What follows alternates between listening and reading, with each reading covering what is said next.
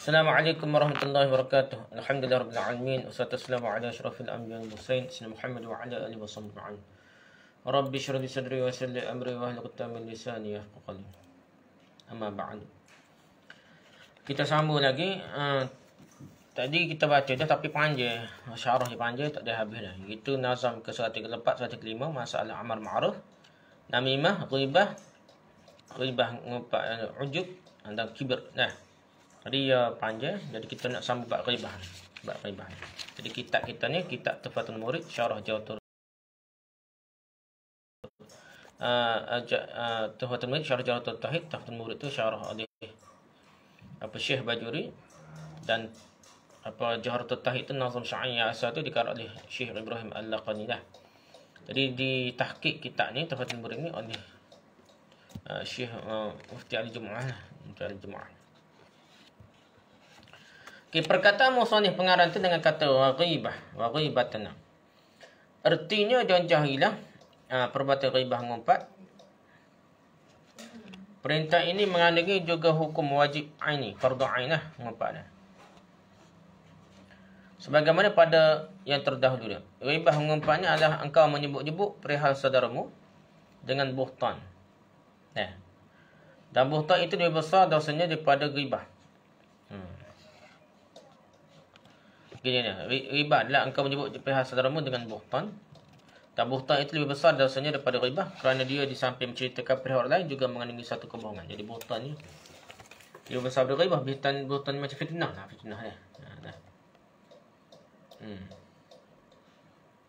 buhtan dan azim lah. Satu berita dusta lah. Fitnah lah dah. Jadi perkara yang fitnah lah. Macam cerita hadisul ifq, cerita pasal Aisyah lah, di fitnah dah. Zina tu, jadi itu yang buhtan lah.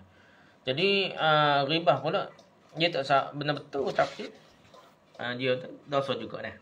Kadang cerita pasal benda orang tak suka dah. Dan perkataan orang awam, orang biasa kapur biasanya, dan bahawa yang seperti itu, yakni menyebut-nyebut sesuatu yang memang ada padanya, tidak dinamakan ghibah ngumpat, kerana dia adalah berkhabaran dengan kenyataan yang sebenar, adalah satu ucapan yang sesat lagi menyesatkan dah. Dia tu sesat dah, tak betul. Kata tu je benda betul, mungkin ngumpat dah. Memang ngumpat juga, benda betul tu ngumpat dah. Kalau melawak dusta tu dia panggil buhtan dia. Perkauman gau buhtan tu, jadi benda yang tak betul tu dia panggil buhtan, iaitu fitnah dia. Lagi besarlah dosa dia dah. Kerana yang demikian boleh saja menariknya kepada kekafiran dengan sebab menghalalkan ghibah mengumpat tu, na'udzubillah. Jadi dia kecek gitu tu, benda tu ijma' dah, sebab dia boleh kecek. Dia kata botak ngumpat ambil kata betul dah. Kecek gitu dah. Bukan ngumpat ambil kata betul dah. Ngumpat dia kata gitu tu soalan menghalalkan ngumpat lah. Kalau tanya menghalalkan ngumpat tak? Kalau kata tak apa lah. Kalau dia kata tak apa ngumpat benda betul, jadi dia boleh jadi menghalalkan yang haram. Sepakat para ulama, dan perkara itu diketahui umum dalam agama. Kita takut jatuh batal syahadah lah, takut kufur dah. Ghibah mengumpat tidak tertentu dengan penyebutan saja, akan tapi penekanannya pada orang lain perihal adanya kekurangan seorang muslim, baik dengan penyebutannya penyebutan sebut mulut dia, tulisan isyarat mata pun ngumpat lagi dia, ataupun dengan tangan, isyarat tangan, kepala atau yang seumpamanya.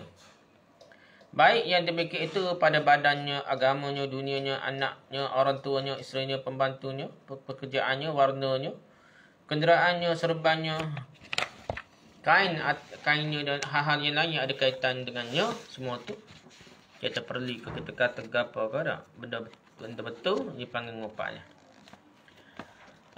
Ghibah ngumpat. Termasuk ghibah ni adalah ucapan para pengarang dalam kitab-kitab mereka. Si fulan berkata begini dan itu adalah satu kesalahan atau kelebihan dah. Tu ngumpat juga dah. Kadang-kadang tok ustaz pun dah. Pun jadi ngumpat juga dah. Maka ucapan itu adalah haram, kecuali jika mereka ingin menerangkan kesalahan atau kekeliruannya, agar orang lain jangan mengikutinya, kerana demikian itu adalah nasihat, bukan ghibah. Tapi kalau cerita benda tu,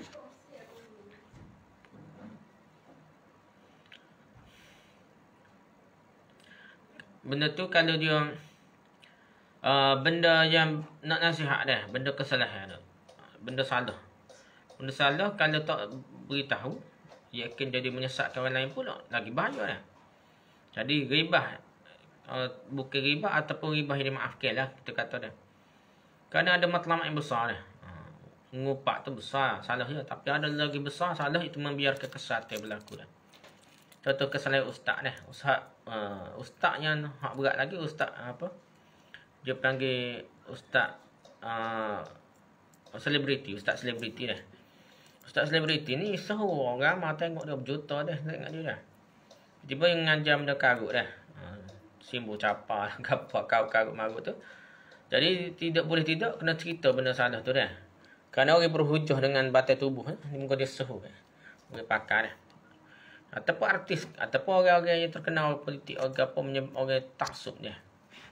Kan dia parti Islam ke jemaah Islam dia kata benda salah tu kerana manusia ni gitu lah, dia dah ramai dia gitu dah. Pasal tidak boleh berfikir rasional, banyakkan mudah.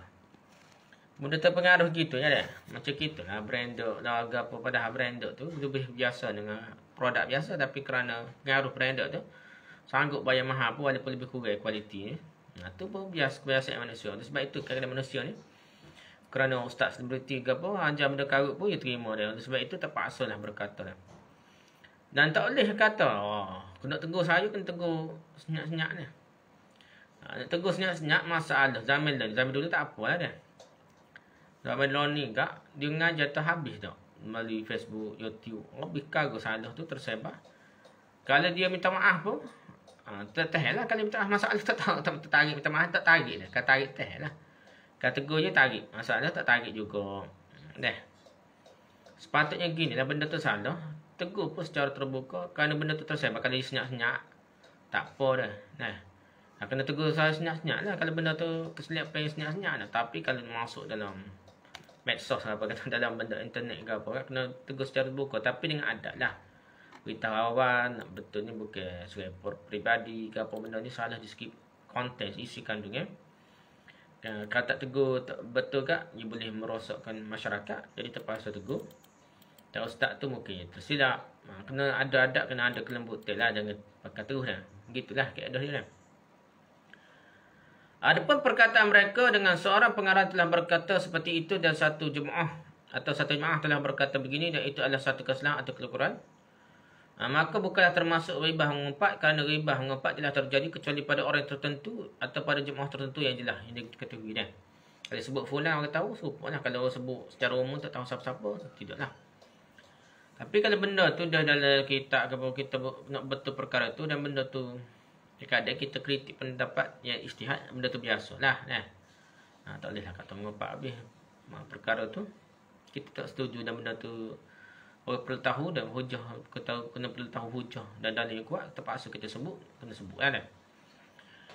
Perkataan kita dengan sebahagian orang atau sebahagian fuqaha atau seseorang yang mengaku berilmu atau sebahagian pemberi fatwa telah berbuat seperti ini ada termasuk ghibah yang diharamkan jika si mukhatab si apa yang dipercakapkanlah dia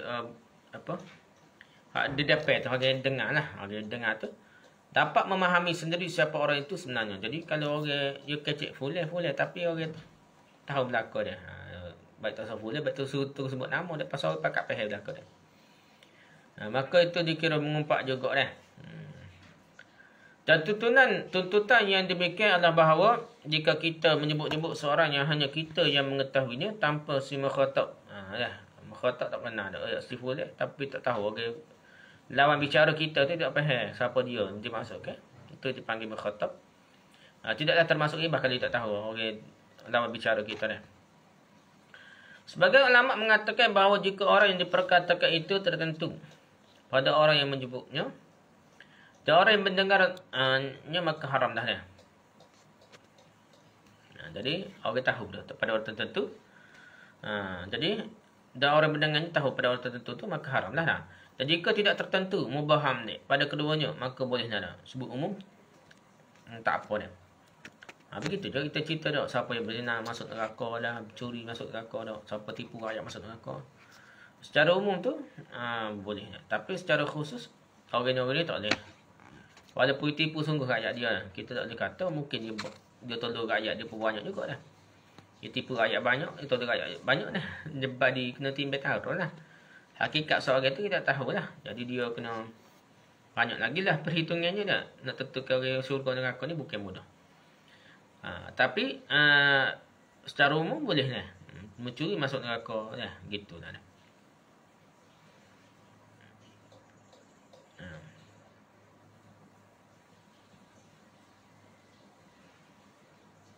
Jadi jika orang berfaham pada mendengar dah. Pada yang mendengar tak, jadi tak jelas. Orang dengar tak tahu siapa-siapa dah. Tertentu pada menyebut, tapi orang yang menyebut tu dia nak tuju dah orang situ dah. Orang dia tahu dah orang ni dah. Aku maksudnya orang ni dah. Tapi nasib baiklah orang tu tak faham dah. Maka haraplah pada orang yang menyebut ni. Orang menyebut tu dia nak ngopak, tapi orang sebaik orang ngopak tu, orang yang ada dengar tu tak faham. Jadi dia niat nak suruh dengar, tetap berdosa je lah. Nak suruh faham benar, tapi orang pendengar tak faham tak guna. Jadi dia tetap berdosa, orang mengepak juga lah kira tu. Nak suruh faham benar. Mengenai penyebutan saudara pada ta'aruf terdahulu kerana taubatnya, di dalam beberapa hadis. Berapa ni? Dan Hazam juga ni.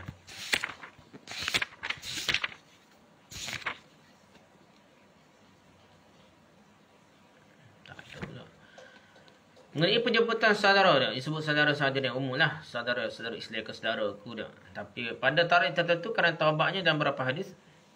Dan segala ulama telah memahami dengan penyebutan saudara itu bahawa maksudnya adalah saudara sesama Islam. Hingga tidaklah ada ghaibah pada orang kafir dia. Gitu. Maksudnya hadis cerita bak ngopak ni cerita pada orang Islam dia. Kata kau kafir, gapa-gapa tidak kira mengopak lah. Akan tapi yang hak, yang benar adalah bahawa jika kafirnya itu kafir harbi, maka tidak ada ghibah mengumpat padanya. Dan jika kafir zimmi, maka haramlah mengribahinya juga. Jadi pendapat yang kuatnya, mengumpat ni tetap haram pada kafir zimmi dah. Kafir yang tidak haram, kafir harbi saja dah. Maka haramlah mengribahinya. Adapun disebutkannya kata-kata muslim, secara khusus pada sebahagian hadis adalah kerana kemuliaannya. Jadi orang Islam ni, Muslim ni sebenarnya lebih mulia daripada orang, lebih besar lah dosa dia kalau ngompak pada orang Islam. Orang kafir zimmi ni, China, India, apa negara kita ni tak boleh juga ngompak dah. Tu sebenarnya pendapat yang betul dah, yang kuat. Hukum ghibah mengumpat adalah haram dengan ijma' ulama sepakat orang Islam, dan dalam Al-Quran terdapat ayat ayuhibbu ahadukum ayyakula lamah akhi ayyakula lamah akhihi maitan. Apakah salah seorang di antaramu suka untuk memakai daging saudaranya yang telah menjadi bangkai? Surah Hujurat ayat 12. Jadi makan manusia ni perkara dia kotor, jejek. Dan orang kata tamadun kuno lah, kaum Batak ke apa dah, jenis-jenis orang yang tak ada tamadun, apa orang asli yang berat ni. Bukan setakat asli. Orang asli tak lagi. Asli Batak kita kata makan orang je. Maksudnya tak ada otak. Jadi gitulah. Makan daging secara manusia sendiri dah. Tak ada tamadun satu masyarakat dah. Orang hak berat-berat dulu pedalaman tamadun pakai cawak pun, dia tak akan makan daging untuk nenek dia mati dah. Kerana kehormatan dia dah. Tiba-tiba makan juga. Berat lah dah. Begitu juga mengopak ni seumpama orang yang tak tererti kehormatan manusia. Siapa daging saudara dia mati pun makan juga. Begitulah mengopaknya umpamanya dah. Ayat ini merupakan satu peringatan keras agar menghindarkan diri dari perbuatan ghibah mengumpat, kerana ayat tersebut mengandungi 5 perkara, yakni keadaannya sebagai daging. Kita cerita ni mengumpat pasal keburukan orang ni. Kita tak suka tu macam daging lah. Bangkai, daging dah daging bangkai, daging manusia, bangkai manusia, bau busuk dari manusia berat lagi daripada bau benda lain dah. Dan merupakan saudara Islam lagi dah. Jadi benda tu berat. Cerita pasal makan daging, bangkai dan bau busuk dari manusia, dan ada saudara kita pula dah, adik-beradik kita. Dan dalam Sunan Abu Daud dan Tirmizi dari Aisyah radhiyallahu anha, dia berkata, aku pernah mengatakan kepada Nabi sallallahu alaihi wasallam bahawa cukuplah bagimu dari Safiyah itu dengan keadaannya yang pendek. Jadi Aisyah ni cemburu ke apa? Safiyah ni tak saya itulah.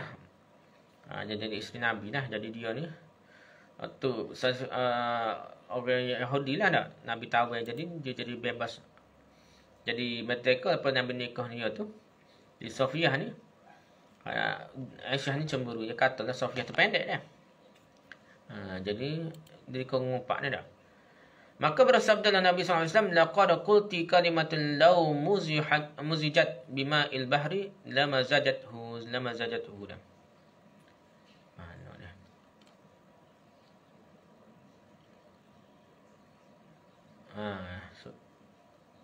Sunnah Tirmizi. Sunnah Abu Daud Tirmizi lah. Oh, ya, dah sini. Sunnah Abu Daud Tirmizi dah. Daripada Aisyah ni tak ayatlah hadis kuat setamana. Cuma daripada ayat Abu Daud dan Tirmizi dah. Sesungguhnya engkau telah mengatakan satu kalimah yang kalau dicampurkan dengan air laut, nescaya dia mencampurnya. Dia akan campur lah dengan kalau masuk warna merah dalam laut, tapi dia habis warna merah laut dah. Sampai tahap tu lah. Laut yang luah ni pun rosak binasa kerana ucapan tu dah. Yang ini bahayanya. Kata mengupak dia kira tu mempersendakan pendek dah. Qasirah. Nah. Jadi dengan kalimat itu boleh merubah. Dah. Dengan kalimat itu boleh berubah rasa atau bau dari air laut itu kerana kuat kebusukannya dan kejelekannya. Siapa air laut pun yang luah ni. Kalau kita kecil berak dan laut tak jejah dia. Tapi nak yang bunyi ngopak ni berat lagi. Keburukannya, kebusukan dia sampai air laut pun rosak dah. Gitu dah. Di sini termasuk pencegah dilakukannya ghibah mengumpat dengan sebesar-besar pencegahan. Ni kita bak ni macam bak akhlak ni. Tapi dalam buku akidah kita ni. Jadi dalam buku akidah ni lepas lah ada benda-benda tu dia tidak tamak jadi rukun akidah ni. Itikad dia ada benda-benda ni dibincangkan dalam bab akidah kerana ada CP-CP, ada perkara berkaitan ni. Dia boleh membawa kepada akidah tapi dia bukan benda akidah sebenarnya dah. Macam ngumpat macam khalifah sebelum ni kita bincang dah. Pemimpin tidaklah kata tak lantik pemimpin. Tak lantik khalifah rasa akidah tidak. Tapi dan benda ni orang boleh jadi punca kepada kerosakan akidah. Contohnya, tadilah menghalalkan ngumpat. Tak selagi beratnya mengumpat sahabat ni. Baca buku sejarah, kata ke sahabat Muawiyah gini. Kita ni tak tahu betul, tidak betul lagi dah. Cerita atas cerita dalam buku-buku sejarah, sahih tak tahu lagi tak. Bersangka buruk dengan sahabat ni. Itulah seberat-berat ghibah mengumpat ni tak. Mengenai martabat keharaman ghibah mengumpat dari para ulama bersisih pendapat dia. Martabat setara mana hari dia. Menurut Qurtubi, seorang tokoh Malikiyah. Qurtubi ni ulama besar di Andalusia dah. Qurtuba dah. Di Cordoba dah. Tapi dia mazhab Maliki dah. Dia mazhab Maliki ramah suhu situ. Dan lepas tu mazhab Zahiri dah. Suhu situ dah. Jadi Qurtubi ni tokoh Malikiyah. Bahawa ghibah mengumpat itu adalah dosa besar tanpa khilaf. Di kalangan mazhab Maliki dah. Dan begitu juga pendapat sebahagian besar Syafi'iyah mazhab Syafi'i, Sahibul Iddah menyebutkan dari mereka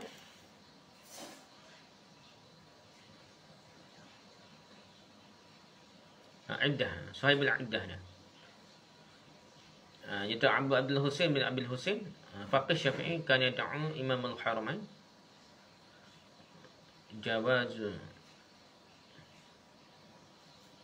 Tak apalah kita di iddah lah dah. Jadi Sahibul Iddah menyebutkan dari mereka jadi ulama Syafi'iyah bahawa ghibah itu adalah dosa kecil, tak sampai dosa besar. Dia telah ditetapkan atasnya oleh Imam Rafi'i. Aqarrahu 'alaihi ar-Rafi'i. Tadi ditetapkan memilih pendapat itu Imam Rafi'i jugalah, ulama besar juga dalam mazhab Syafi'i. Sahibul Iddah ni kita sebut sini pengarang kitabnya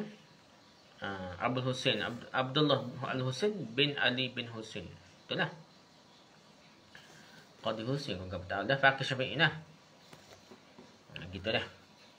Serta orang yang mengikutinya kerana umumnya bencana dengan ghibah mengumpat tersebut hingga sedikit sekali orang yang selamat daripadanya dah.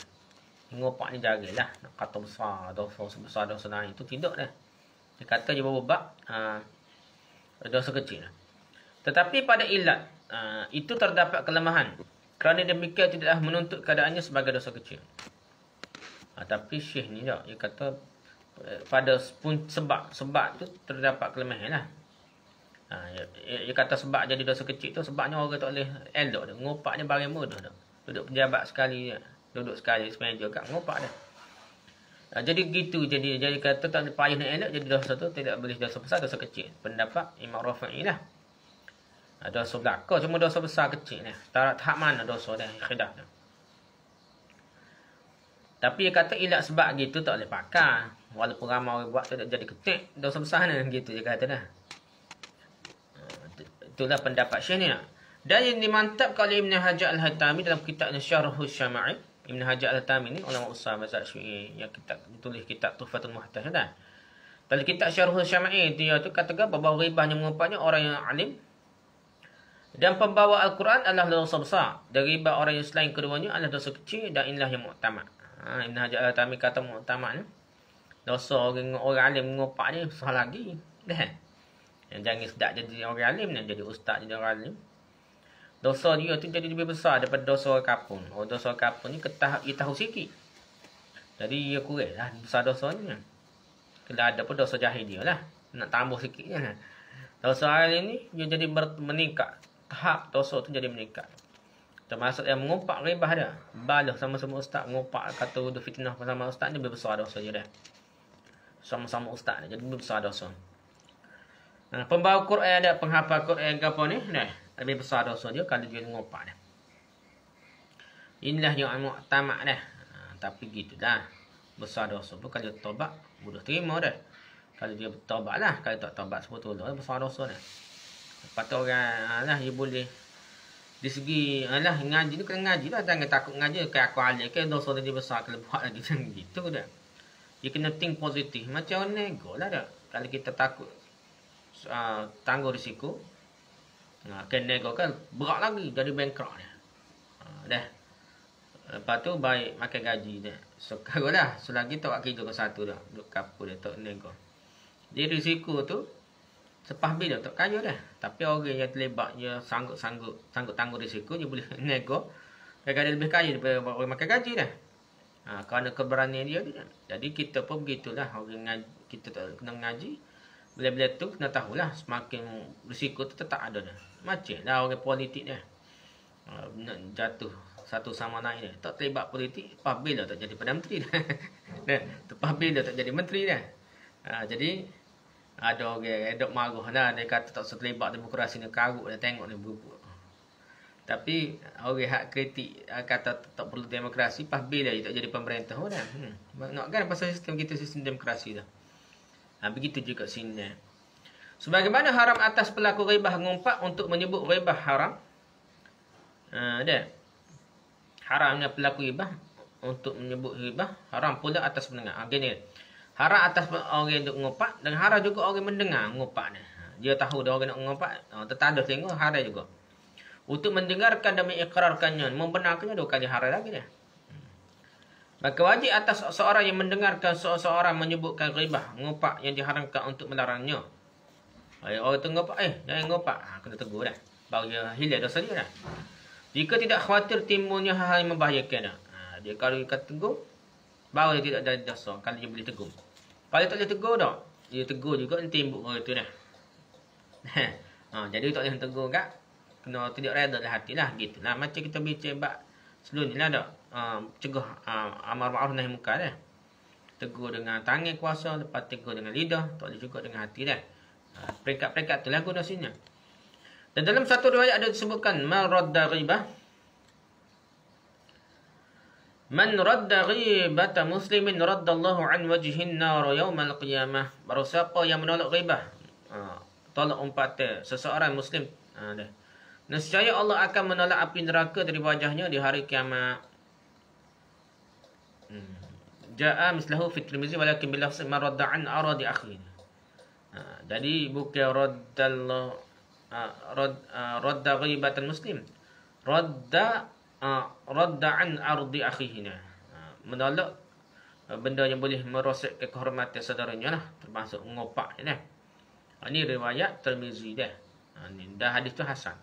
Tapi dengan lafaz radda ghibatan muslimin, tidak sahih.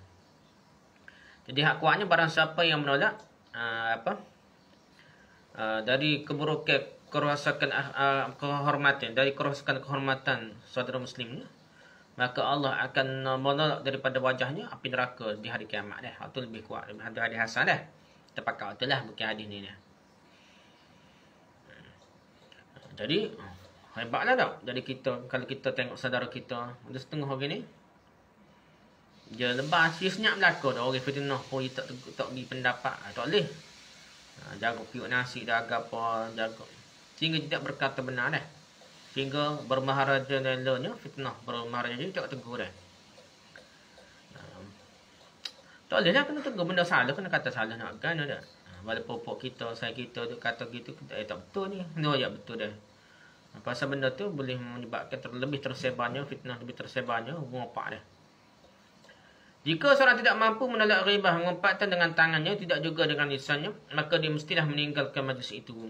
Tak boleh nak buat gapo dah, ramah geng dia dah, bahaya dia pula. Dia kena keluar daripada majlis mengumpat dah. Jika seorang berkata dengan lisannya, diamlah, sedang dalam hati dia masih ingin agar orang melanjutkannya lagi mengumpat dah, maka termasuklah dia itu nifak, munafik, nipu, bangan dah. Sebagaimana dikatakan oleh Al-Ghazali, maka haruslah juga ada kebencian dengan hati. Dia kena start dengan hati dulu. Kadang-kadang ada orang berhentilah ngopak pada hari kata. Molek lagi dalam hati perut. Ni dalil lah. Imam Ghazali ni kitab Ihya Ulumuddin dia. Dia bicaranya satu perkara tu sangat mendalam dah.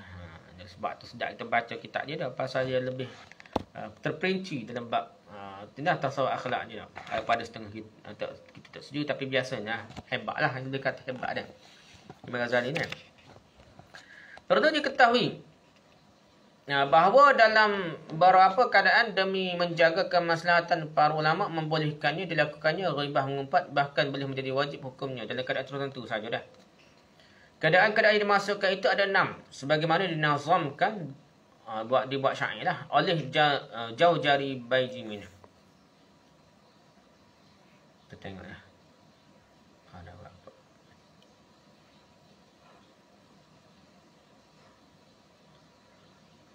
Jaujari ya. Nazamaha al-Jaujari Bijaimin. Al-Jari Bajimin. Jaujari Bajimin siapa dia ni? Wa Muhammad bin Abdul Mun'im bin Muhammad Asy-Syamsuddin min fuqaha Syafi'iyah, daripada guru-guru fiqh Syafi'i di Mesir dia. Wafat pada tahun 889 Hijrah. Di antara karangannya ialah Syarah Al-Irsyad dan Syarah Syadzaratul Zahab. Hebat jugalah. Dia buat nazam syair nak cerita pasal naib perkara yang dikatakan dimaafkan mengumpat ni, dan dibolehkan mengumpat dah. Syair dia bunyikan dah, lasta ghibata karrir wa khudha munazzamatan ka amsalil jawahiri tazallam wasta'in wastafti wa hadzir wa'arif wadhkuran fisqal mujahir. Bukanlah engkau termasuk ibah, lasta ghibatan. Bukanlah engkau termasuk ibah dah. Karrir, ulangi. Wa khudha, dan ambillah dia. Munazzamatan, dalam keadaan tersusun. Ka'amsalil jawahir, seperti biji permata. Jadi kenapa orang ni tak termasuk ngepak lah. Pertama ke apa? Tazallama, pada waktu mengadu kezaliman. Tazallama. Wasta'in, dan minta tolong lah. Wasta'in, pada minta tolong. Wastafti, minta fatwa. Wahadzir, mengingatkan seseorang. Wa'arif, memberitahu. Dan waktu menyebut kefasikan. Wadzukuran fisqal majahir, memberitahu menyebut kefasikan orang yang suka berterang-terangan buat dosa dah. Majahir, orang terang-terangan buat dosa, buat salah tu boleh sebut dia. Maksudnya pakat tahu belaka dah. Sebut ke tak sebut ke tahu. Sebut tu sebagai penguat saja benda tu, nak beri peringatan saja boleh. Okey, maksud baik ini dan syair ini di atas bahawa 6 keadaan yang diperbolehkan ghibah mengumpat padanya itu adalah sebagaimana berikut. Pertama, pada waktu mengadukan kezaliman. Seperti ucapan seseorang yang sedang dizalimi kepada penguasa seperti qadi. Dengan kata si fulan menzalimi aku dia royak depan qadi dia ni khianatkan aku, dia ni ambil harta aku, dia curi harta aku, dia curi tanah aku dah. Jadi benda-benda tu kena royak lah, kita tak susah masalahnya. Takut mengepak tak susah masalah, tak sebut dah. Yang kedua pada waktu meminta tolong seperti ucapan seorang kepada yang boleh diharapkan untuk menghilangkan kemungkaran dengan kata si fulan berbuat begini padaku, maka itulah aku untuk mencegahnya. Dia nak curi harta aku, nak tipu aku, nak rapak aku, nak bunuh aku. Dengan syarat bahawa qasadnya, niatnya itu adalah untuk menghilangkan kemungkaran tersebut. Jika tidak dengan qasad seperti itu, maka haramlah hukumnya. Sama ada khianat ke dia ada, suka ke dia, tak tolong dia. Selagi boleh juga minta tolong pemerintah ke apa nak hapuskan tempat maksiat, disko ke dah, tempat pelacuran ke apa dah, boleh dah. Tapi dengan keyakinan lah, jangan tuduh sorbuai di hotel-hotel laki keluarga pun nak tuduh khalwat dah. Tak boleh. Siapa tu kena ada bukti yang jelas. Yang ketiga, pada waktu meminta fatwa, seperti ucapan seseorang kepada muftinya, si fulan telah menzalimi aku, maka bolehkah baginya yang demikian, dan bagaimanakah caraku untuk menghindarinya? Minta fatwa ni kadang-kadang disebut jelas sikit lah dah, supaya situasi dah. Dia kata adik-beradik saya gini kau gana, tak terai ayat dah, nak gana dah, nak dapat fatwa. Yang keempatnya, pada waktu mengingatkan seperti menyebut-nyebut aib seseorang kepada orang yang ingin bergaul dengannya, jika dia tidak meninggalkan orang itu kecuali dengan menyebut-nyebut aibnya. Tapi jika dia boleh meninggalkan orang tersebut tanpa disebut-sebut aibnya, maka haramlah mengibahinya. Orang itu baik dengan orang pembawa maksiat lah, isap dadah macam tu. Kalau dia kata tak sebaik dia tu, bahaya dia. Sekadar tu dia, bila orang itu pun tinggal, tak apa. Tapi nampak saya lagi, kita nak bahaya dia tu isap dadah, mencuri barangmu, ataupun dia akan cocok dadah muka, bimu dadah mu ketagih ketek dadah. Kalau kita sampai tahap kena terai baru dia meninggal ke orang itu, takut orang itu berkawan dengan, bersaing dengan, menyebabkan orang budak tu jadi isap dadah ketek serupa dengan hak saya dia. Kita kena ayat detail lah. Sebabnya takut bahaya kepada orang yang berkawan dengan orang yang jahat tu dah. Yang kelima, pada waktu memberitahu seperti ucapan seseorang, si fulan yang buta, atau si fulan yang pencang, atau seumpama yang demikian pada orang-orang yang memang dikenal. Dengan keadaan seperti itu, dengan syarat adanya niat ta'rif, niat untuk memperkenalkan lah. Maka jika dengan niat tangkis, niat untuk menyebut kekurangan orang, maka tetap haramlah ia dah. Contohnya kita dalam hadis banyak dah. Tanya panjang gapa zul yadain kau gapa, ataupun setengah-setengah tu panggil dia ingat dah. Jadi adalah gelar-gelar yang terkenal sebab nak beza dengan orang lain. Dia orang tukar dengan orang lain dah. Pak mak tempang dah, pak mak buta ke dah. Jadi kalau tak sebut, ada ramah pak mak dia tukar, jadi terpaksa sebut supaya beza dengan orang lain. Tapi kalau niat nak orang ni, nak pelakih hari tu, nak mengumpat, jadi haram lah dah. Yang keenam, pada orang yang suka berterang-terangan berbuat fasik, seperti terang-terangan yang minum khamar. Orang ni memang masuk TV, nak kau gapo dia ayat dalam Facebook dia duk gegek-gegek dah. Maka kita kritik terbuka pun nak gana dah. Baik macam salah. Melakukan gapo fungli dan yang seumpamanya. Benda fungli dia. Maksudnya benda-benda yang maksiat terbuka ada. Maka bolehlah menyebut-nyebut dia dengan kefasikan yang memang telah dia perbuat secara terbuka tersebut, bukan dengan aib-aibnya yang lain yang tersembunyi. Dengan syarat adanya qasad, adanya niat bahawa yang dengan riba itu dia akan berubahnya. Sebut secara terbuka, tegur secara terbuka, benda yang dibuat secara terbuka. Orang pakat tahu dah. Main TikTok, orang apa dah.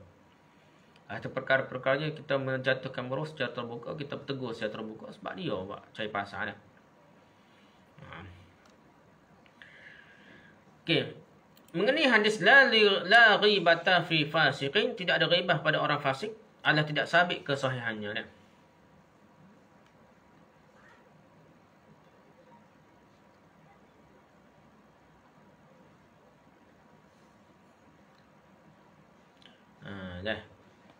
La ghibatan fi fasiqin, hadis ni fi isnadihi dhaif. Sujuk maqasid al-hasanah lis-Sakhawi. Maqasid al-maqasid al-hasanah ni kitab hadis palsu oleh Sakhawi, dia kata sanadnya dhaif ni. Tidak ada ribah pada orang fasik itu tidak sabit kesahannya menurut ahli ilmu hadis dah. Andai pun selamat sahnya maka wajib kalau kita anda je sahih juga. Ni kaedah orang biasanya. Pertama ulama itu tidak mahir hadis yang akan guna kaedah ni. Yang keduanya ada juga kaedah mengaji fiqh, mengaji berhujah ni kena guna kaedah ni. Kalau ke sahih maksudnya gini ya. Ini kaedah dia kan. Andai pun selamat sahnya maka wajib mentakdirkannya, menentukan baginya dengan ribah terhadap kefasikan yang diperbuat sesudah terang-terangan dia melakukannya. Yang juga dengan syarat yang telah disebutkan tadi dah. Jadi kalau nak sebut kata kita nak pakai dia ni juga, kita kata hadis biasa dah boleh tidak doa dah benar ke tak. Nak pakai juga dari fadail setengah-setengah tu boleh benar fadail ada doa ni.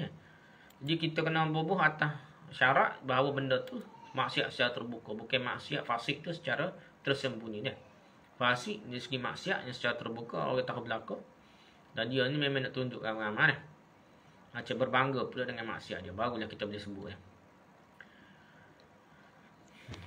Okey, lepas tu.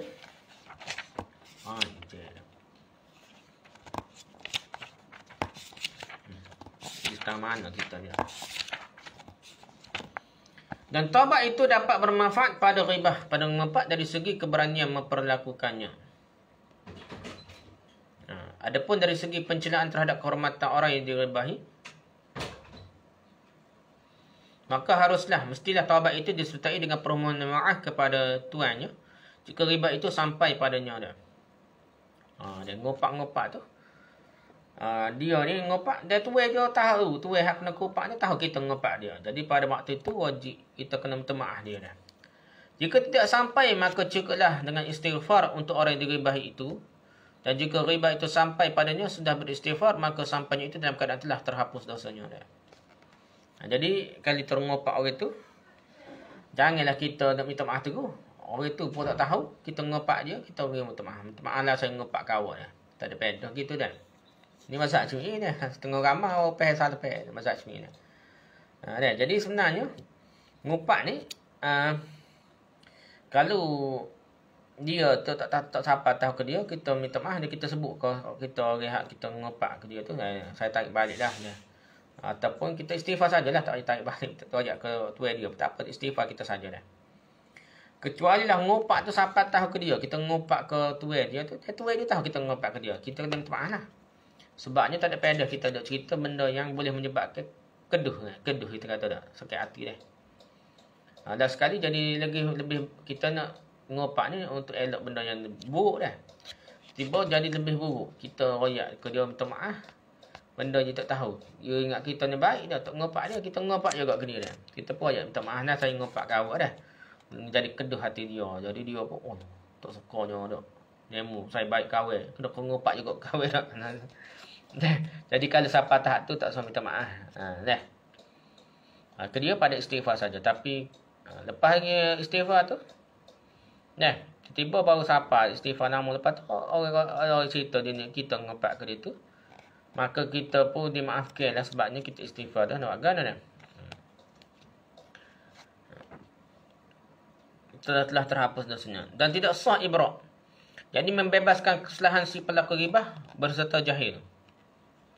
Jadi dalam keadaan tidak tahu dengan apa yang diucapkannya, seperti dia berkata, saya telah mengucapkan satu perkataan pada hakmu, maka maafkanlah aku dah. Melainkan hadis mesti ada ta'yin, penentuan. Berdasarkan qaul yang lebih sah dari dua qaul yang ada pada mazhab kita, seperti dia berkata, aku telah mengucapkannya seperti ini pada hakmu, dekat si fulan, maka maafkanlah aku dah. Kena ayat detail lagi dah. Kalau minta maaf, kena ayat cerita pasal gapung apa tu, daripada siapa dia ayat dah. Barulah dikira ibrak, bebas kesalahan daripada ngopak. Kira bertaubat dia sah lepas daripada dosa ngopak lah. Dan sah ibrak terlepas dari dosa mengopak itu berserta jahil menurut mazhab Maliki. Sebagaimana dia adalah qaul yang kedua pada mazhab Syafi'i. Jadi kalau jahil dimaafkan dah. Mengikut mazhab Maliki dan sebahagian mazhab Syafi'i. Tapi ramai mazhab Syafi'i kata jahil pun kira dosa juga. Kena dia lepas tahu dia tu mengopak dosa atau benda dia sebut tu sebagai ngopak, dia kena tak kira jahil tak jahil pun dia kena minta maaf juga dah. Di antara yang dapat menolong untuk meninggalkan ribah mengopak adalah menyedari bahawa kemudaratannya itu kembali pada diri sendiri. Kerana telah datang riwayat bahawa diambil kebaikan orang yang berbuat ghibah dan diserahkan pada orang yang digibahi, diumpati, dan keburukan-keburukan orang yang digibahi, diumpati, dilemparkan kepadanya. Jadi macam orang muflis lah. Dosa kita ngumpat ke orang, dosa orang yang kita umpati tu. Pertama, pahala kita beri ke kebaikan kita ni beri kepada orang yang kita ngumpat. Yang keduanya, dosa yang kita ngumpat beri kita pula dah. Itu berat lagi dah. Ibn Mubarak berkata, kalau aku adalah orang yang berbuat ghibah ngumpat, maka aku akan menghibahi kedua orang tuaku. Kerana keduanya lah yang lebih berhak dengan kebaikan-kebaikanku. Ibn Mubarak kata dah. Tapi gitulah ni ulama hadis ni cerita sanak perawi-perawi bid'ah juga dah. Maka orang yang berakal itu adalah orang yang sibuk dengan aib dirinya sendiri.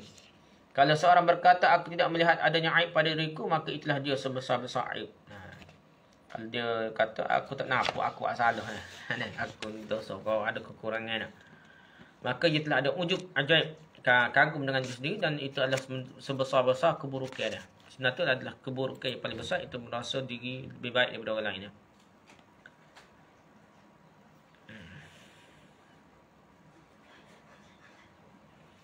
Di antara sesuatu yang dapat diharapkan berkahnya adalah istighfar untuk orang yang mempunyai hak, ashabul hukum.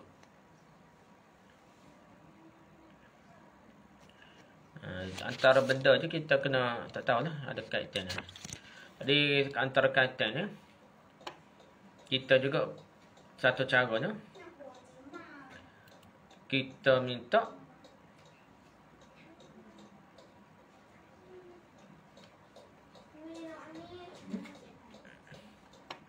ampun kepada orang yang berhak. Orang yang punya hak, ashabul hukum. Ibu bapa kita dan juga orang yang kita mengumpat pun kita minta ampun kepada dia sebagai tanda kita istighfar. Kerana itulah maka sebahagian dari wirid Sayyidi Ahmad Zarruq. Ni tak guru tasawuf kot ada Zarruq ni. Aurad Sayyidi Ahmad Zarruq, yang siapa dia Ahmad Zarruq ni? Ia adalah Abdul Abbas Ahmad bin Ahmad bin Muhammad bin Isa Al-Fasi Al-Syahir bin Zarruq. Terkenal dengan sebut Zarruq lah, Syekh Zarruq lah. Syekh yang sempurna kewalian dia, dan arif billah dia, dan salih, dan zuhud, dan sangat terutama, dan alim dia, dan beramal dia. Syekh tariqat dan imam pada hakikat dia. Tok guru pada hakikat, imam hakikat dia, tak imam hakikat dia. Dan dia ambil daripada pemuka-pemuka daripada ahli masyrik, ahli timur dan barat, daripada apa ni, Syazali dia, Rusu' wa ghairuhum ada.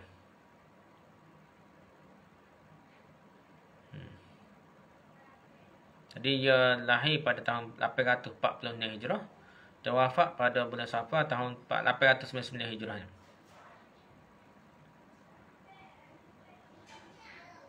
Kubur dia ambil berkat ni. Nak ada kerja lain tu subuh tasawuf dia. Dah kubur ambil berkat, bukan masjid ke apa, kubur ambil berkat dah. Ngarut dah. Okay, tak apalah, tu cerita dia. Jadi wirid Sayyidi Ahmad ni wirid. Kita tak boleh nak amal ni wirid, tak ada dia dah. Wirid dia kata apa? Astaghfirullahalazim li wa li walidayya wa li ashabil huquq aliyya wal mu'minin wal mu'minat wal muslimin muslimat al ahya'i minhum wal amwat. 5 kali sudah solat fardu. Hak ni orang ambil dalil ni. Tapi gitulah kita. Kalau petuk guru hebat setamana pun tidak salah doa dia tu. Tapi kita nak ambil pegang kemah macam hadis Nabi tak boleh dah. Amal yang sahih dulu. Dan amal hak ni jaga-jaga dah. Tidak jadi satu amal yang tetap. Mesti 5 kali setiap solat fardu dah. Sebab tidak ada dalil mesti amal ni setiap sekali fardu dah. Kena faham gitu dah. Nak amal apa boleh tapi tanpa ada keyakinan kelebihan dan tidak yakin lebih sunat daripada zikir lain, dan molek juga tukar-tukar dah. Hadis Nabi pun molek tukar. Doa hadis Nabi ni tambah-tambah lah yang dikajar oleh Tok Wali ni tidak mesti kita amal sama lah.